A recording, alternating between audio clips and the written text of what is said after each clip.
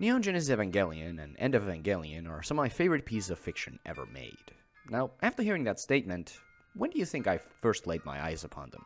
25 years ago? A few years ago? 7 months ago? A couple of weeks ago? 5 days ago? Does that even matter? If a piece of fiction resonated with me so strongly for me to consider it one of the best of all time, does it actually matter when I became a fan of it?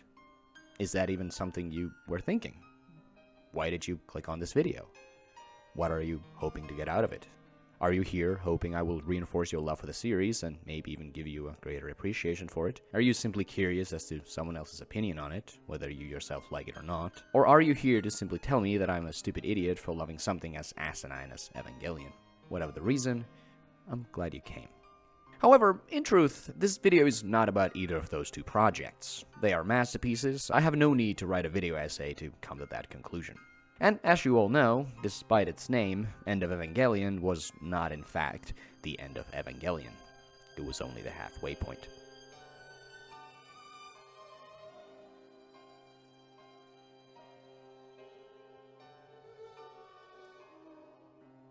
So, what's the deal with the Rebuild of Evangelion?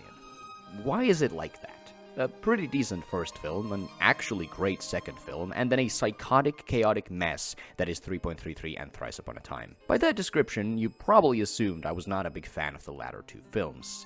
And you'd be correct, if I hadn't neglected to mention that I absolutely adore the final 20 to 30 minutes of Thrice Upon a Time. But does that final 20 to 30 minutes justify the insanity that precedes it? No, I don't think so. But then why is it that I can't get myself to hate them, to even dislike them? As a matter of fact, I love all 4 films. I think. That's what we're here to figure out. You can love something and still have problems with it. I love the Star Wars prequel trilogy, despite the fact that they are mostly quite terrible. Guilty pleasure is not a foreign concept to me. However, this feels different. The flaws of Rebuild of Evangelion do not feel the same as the flaws of the prequel trilogy or any other film or show I've watched for that matter. I'm sure we're all aware that Evangelion's narrative has 3 sides. The actual in-world story, the plot, the characters, and then the meta of it all.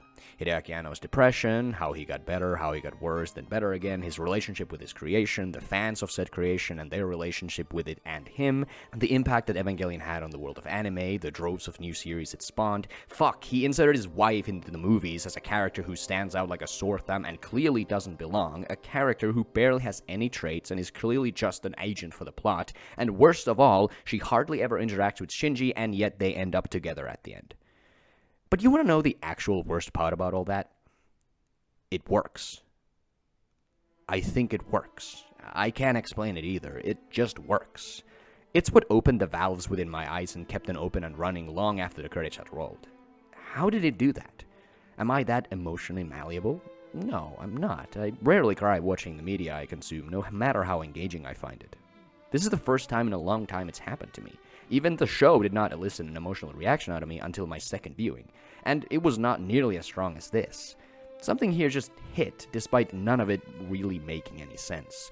Because, let's be honest, as much meta-meaning as you can carve out of the plot of this story, as an actual story, it's totally fucked. Half of it makes nearly 0 sense. The world building is completely fucked. The story keeps introducing new bits of technology that have no build-up whatsoever, just for the sake of the characters being placed exactly where they need to be. The story becomes a parody of itself. And not the good kind of parody where it's making fun of and jabbing at the tropes while still maintaining internal consistency like the original, but instead the kind where all logic is thrown out the window and things just happen because the writer decided that's just how the story is going to progress. The rebuilds become what the original show's detractors accused of being, the enshittification of Evangelion. But what if that's the point? The in-universe narrative's job at the end of the day is to support the characters, whose job is to support the meta. The original series abandoned its story in favor of exploring Shinji's psyche, and now we've abandoned the characters in favor of the meta. But is that good storytelling? To tell an intentionally bad story? Well, here I am talking about it. This is the most engaged I have been with a piece of fiction in years. A collection of movies I gave hours of thought to before even envisioning this video. And when that wasn't enough, I had to get off my ass and actually got the motivation to finally write something new for this channel. This half-assed, messy as fuck script that I have no intention of going back on and change after I finish writing it, because otherwise I'll never get it out. It probably won't make for a good watch, but I don't really care, because that's not the point. I'm not here to tell you how to feel about the series, because I don't even know how to feel about the series. Has this video actually helped me understand Evangelion? I don't know. Have I provided you with an enjoyable experience? Probably not. But this video was never written for you anyway. You just happened to come across it and somehow made it this far. And for that I thank you. I hope it gave you at least something, whatever that may be. And if not, then that's fine too. Don't worry about it. Evangelion, since I first watched the first 4 episodes on March 20th, 2026, has quickly become one of my favorite franchises of all time, and this video will definitely not be the last time I think about it. There is much I still wish to understand. Am I overthinking it? Should I stop analyzing it, trying to find meaning where none exists?